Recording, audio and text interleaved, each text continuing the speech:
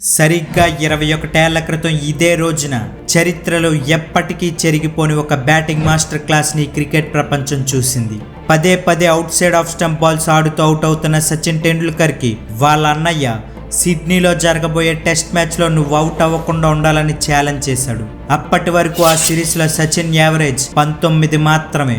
ఆ ఇన్నింగ్స్ లో సచిన్ బ్యాటింగ్ వచ్చాక ఆస్ట్రేలియన్స్ అదే out side off stump balls ని మళ్లీ వేస్తూ సచిన్ పేషెన్స్ ని టెస్ట్ చేశారు. అప్పుడు సచిన్ అన్నయ్యకి ఇచ్చిన మాట నెరవేర్చడానికి తనకి తానే ఒక బలమైన ప్రతిజ్ఞ చేసుకున్నాడు. మీరు out side off stump balls వేస్తున్నారు కదా, సరే వెయ్యండి. మీరు 11 మంది, నేను ఒక్కడనే. ఎవరు ముందు పేషెన్స్ లూజ్ అవుతారో చూద్దామని నిశ్చయించుకొని ఆ ఇన్నింగ్స్ లో ఒక్క కవర్ డ్రైవ్ కూడా ఆడలేదు.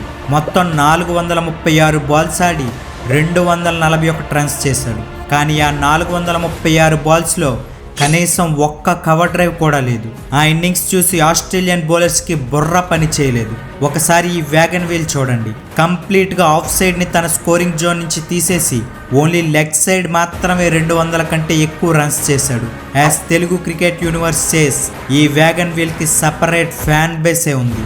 World's best batsmen cover drive ని అలవోకగా ఆడే సచిన్ తన మొత్తం ఇన్నింగ్స్ లో ఒక్క కవర్ డ్రైవ్ కూడా ఆడకపోవడం అంటే మాటల.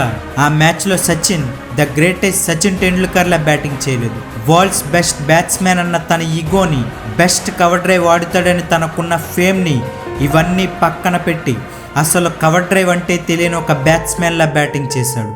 ఆ మ్యాచ్ లో ఫస్ట్ ఇన్నింగ్సే కాదు, సెకండ్ ఇన్నింగ్స్ లో కూడా 60 రన్స్ చేసి నాట్అవుట్ గా నిలిచి వాళ్ళ అన్నయ్యకి ఇచ్చిన మాటని నిలబెట్టుకున్నాడు సచిన్.